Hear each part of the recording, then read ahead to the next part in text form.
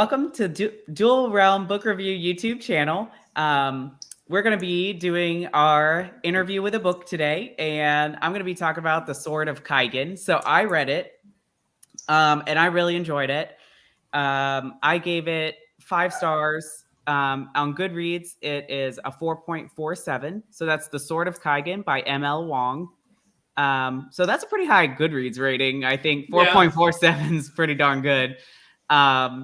The little blurb about the book on Goodreads says, a mother struggling to repress her violent past, a son struggling to grasp his violent future, a father blind to the danger that threatens them all. When the winds of war reach their peninsula, will the Matsuda family have the strength to defend their empire, or will they tear each other apart before the true enemies even reach their shores?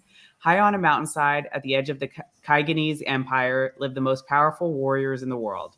Superhumans capable of raising the sea and wielding blades of ice. For hundreds of years, the fighters of the Kusanagi Peninsula have held the Empire's enemies at bay, earning their frozen spit of land the name the Sword of Kaigen. Born into Kusanagi's legendary Matsuda family, 14-year-old Mamoru has always known his purpose, to master his family's fighting techniques and defend his homeland. But when an outsider arrives and pulls back the curtain of the Kaigen's alleged age of peace, Mamoru realizes that he might not have much time to become the fighter he was bred to be. Worse, the empire he was bred to defend may stand on a foundation of lies. Misaki told herself that she left the passions of her youth behind when she married into the Matsuda house. Determined to be a good housewife and mother, she hid away her sword, along with everything from her days as a fighter in a faraway country. But with her growing son asking questions about the outside world, the threat of an impending invasion looming across the sea, and her frigid husband grating on her nerves, Misaki finds the fighter in her clawing its way back to the surface. So this one's really interesting because it's not romance. There is Jiro, okay? Okay, there's some, but not really. This is kind of like, well, I'll let you ask the questions before I go into my whole spiel. What was your overall rating? Oh, you said 5, right? Mm-hmm. 5 stars. Yes, 5 stars. Mm-hmm. And the world building. So how did the author go about building the world? There wasn't much world building because the world itself, it is Japanese, I think, inspired. So you kind of have this samurai idea of what's happening, but there's no like intricate world building. A little bit about like the emperor, but it's very basic. There's a little bit about the magic system, but it's kind of mingled into the action. And this is very character based, so it's just kind of entwined in what you find out about the characters as you go along. There's no major like info dumps or just, you know, where you have to hear all about the world. Yeah, no history lessons. No history lessons. Okay, and then we already went over spice and character dimension. So you said it's character driven. Is there a lot of depth and growth in the characters through the book? Yes. So it really follows the mother and son more than anybody else. You get a little bit of the dad, the husband, but he's really not a main character. It's the mom and the son. Okay.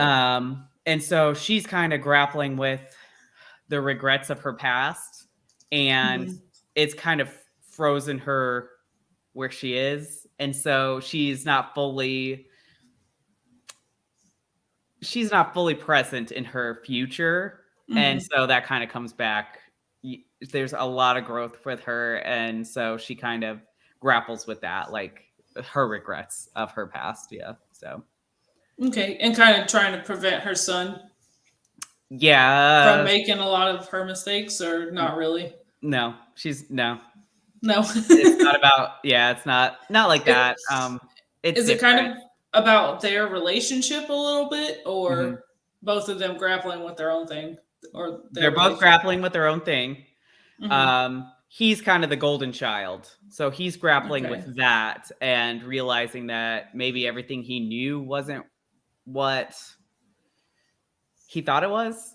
Like, Mhm. he's been on this trajectory of being one of the best warriors in his family's history, but then he comes to find out, like, maybe this isn't what I want. It's not everything I Yeah. thought it was. Okay. So, and that you find out pretty early. Like, that's his story occurs like his is the first half. Hers kind of develops at the later Along the way. Yeah. Okay. portion. Okay. So, And writing style. I haven't read anything by M.L. Wong yet. she's Do you not know? overly. Do I know what? Is this her debut, or does she have other? She has others. Okay. This was supposed to be a series, but she recently put out a letter, I think last year sometime, that said she wasn't going to finish it. So it's one book, but it has, like, you can see where could be more books, but Mm-hmm. the characters that we have are, like, the story is complete, if that makes sense. Yeah. Like, It wraps up all the little loose ends. There's no loose ends hanging out there. Like no not cliffhanger.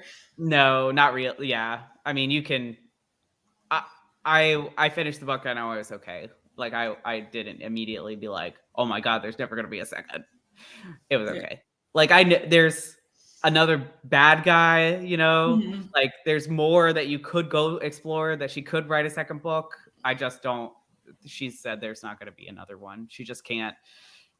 I don't know what happened, like, during her writing process, that she just said she just couldn't get her mind wrapped around writing another one. Okay. So, But complete story. Maybe standalone is good too. They don't yeah. all need to be 4 or 5 books of 800 pages. No, it's probably one of the better standalone fantasy novels, especially if you want to read a book by a diverse author. Mm-hmm. Okay. What are the main themes for Sword of Kaigen?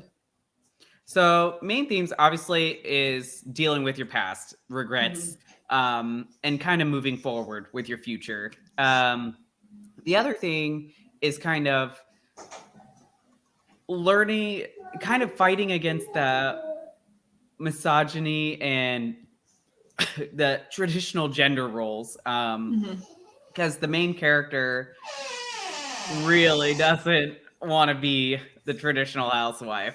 And that's kind of the role that she was forced into by her family. And she really bucks the system. So, and that's part of her growth too.